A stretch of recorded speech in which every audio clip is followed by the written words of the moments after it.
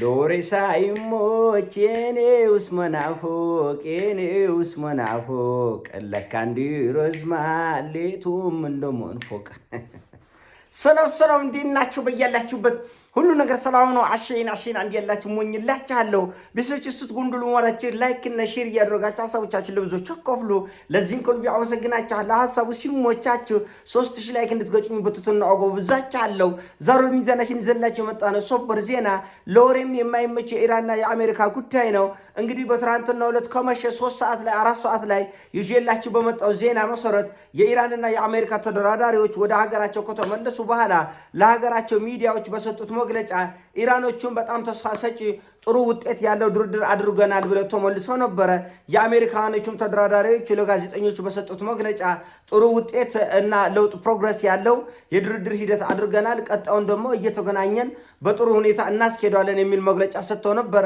ለሊቱን ይሄ ወሆፌ እብድ የሆነ ትራምፕ ወጥቶ ኢራኖቹ ይሄን ያህል መደንፋት አስፈልጎቸውም ኢራኖቹ የሚደነፉና ይሄን ያህል የሚኩራሩብኝ ከሆነ ሀገር አልባ አድርጌ አፈርሳቸዋለሁ አውድማቸዋለሁ ብለዋል እኛም ለወሬ አልተመቸን እናንተም ለመስማት አልተመቻቸ ለያጅ ለጎናጅ የማይመች ለያጅ ለጎራጅ የማይመች ነገር ሆናል እጅግ በጣም የተወሰበሰበ ነው ኢራኖቹም አንጠልጥሎን በገመድ ተሰቅለን እናድራለን ሆርሙዝን ከዚህ በኋላ ለማንም አንሰጠውናል ለማንም ሉዓላዊ መሬታችን ሉዓላዊ ውሃችን ነው ከይሄንን አንሰጥም በቃ ሞተን እንገኛለን ነው ያሉት የፈለገ ድርድር ቢደረግ ከፀሐይ በታች ይሄን ሐሳብ መቀየር የሚችል የለም ከፈለጋችሁ ወደ ጦርነት እንግባ ይያሉ ነው አሁን የዚህ ጦርነት ትልቁ ችግር ብያቸዋለሁ በተለይ በትራምፕ በኩል ይሄ ጦርነትን አይፈልገውም ተሸንፏል እሱም ብቻ ሳይሆን በትራንትናው ዕለት የሂብሩ ዩኒቨርሲቲ ያደረገው ጥናት 92% የሚሆኑ እስራኤላውያን ኢራን ይህን ጦርነት አሸንፋ ወጣለች 75% የሚሆኑ እስራኤላውያን ዘላቂ የሆነ የደህንነት ስጋት ውስጥ እስራኤል እንድትገባ ነው ያደረገው የጦርነት ነው ያለው እና 82.7% የሚሆኑ እስራኤላውያን ደግሞ ኔታንያሁ እዚህ ከዚህ ጦርነት አሸንፈ ያለው ብሎ የሚያወራው ቱሪናፋና ቶርቶራ ውሸት ነው አንቀበልም ስለዚህ ኢራን አሸንፋለች ነው ያሉት ራሱ የእስራኤላውያን ሙሉ በሙሉ ያመኑት ነው አሜሪካውያን ሙሉ በሙሉ ያመኑት ነው እና አሁን የዚህ ጦርነት ትልቁ እንቅፋት የሚሆነው የሀገር ውስጥ የፖለቲካ ጫና ብያቸዋለሁ መጀመሪያ እና ብሽሽቅ ይሄ መንደርቴ የሆነ ብሽሽቅ ቢያንስ አፍን ዘግቶ ድርድሩን በጎን ያደረጉ በኢራኖቹ በኩልም ምንም አይነት መግለጫ ባይሰጥ ጥሩ ነው የሚል ነበር ሐሳቤ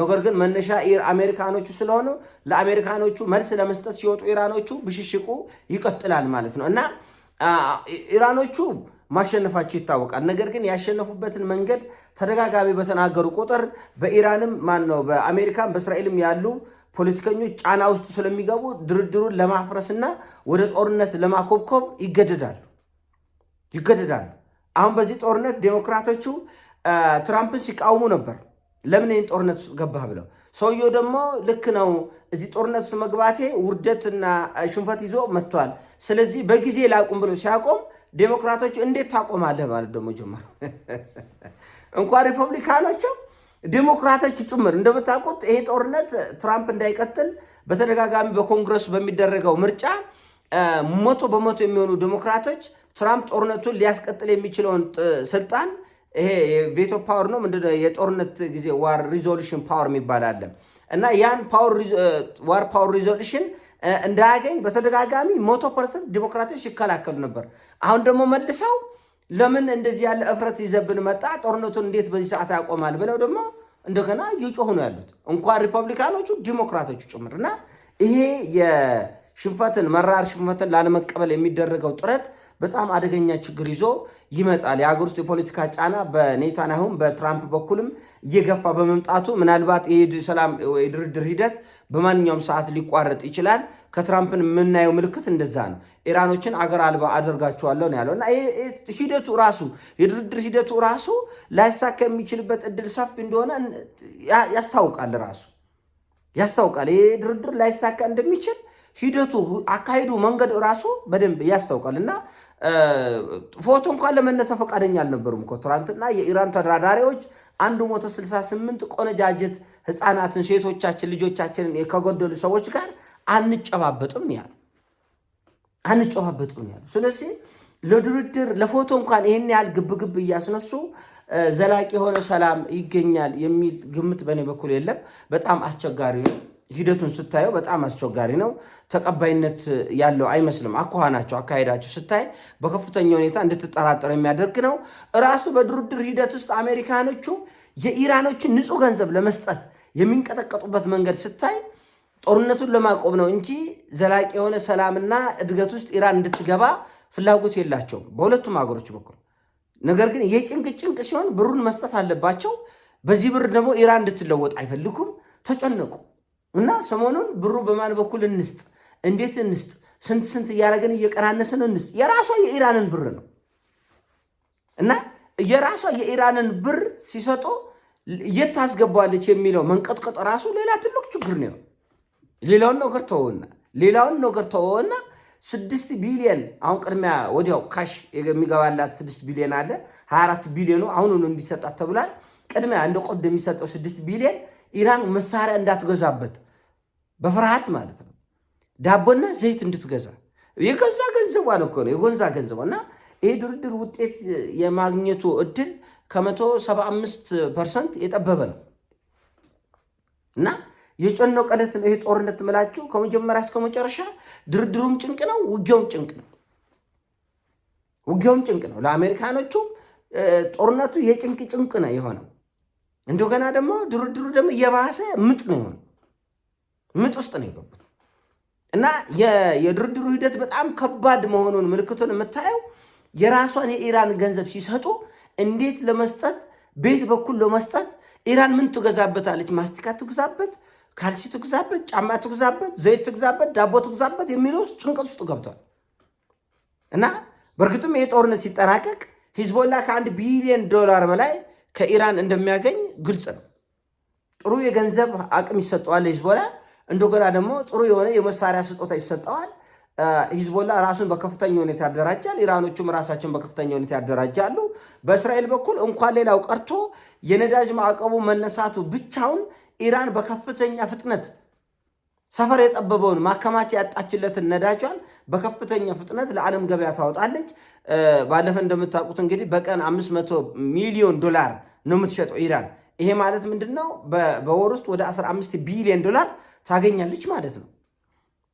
በዛ ሁሉ ክልከላ ውስጥ እንኳን ኢራን በቀን 500 ሚሊዮን ዶላር ታገኝ ነበር። ግማሽ ቢሊዮን ማለት በወር 15 ቢሊዮን። በዚህ 2 ወር ውስጥ ወደ 30 ቢሊዮን ዶላር ልታገኝ ትችላለች ኢራን በትንሹ ነው። እና ይሄ ከዚህ በላይ ምን ስጦታ አለ ነው የሚሉት የእስራኤል ፖለቲከኞች።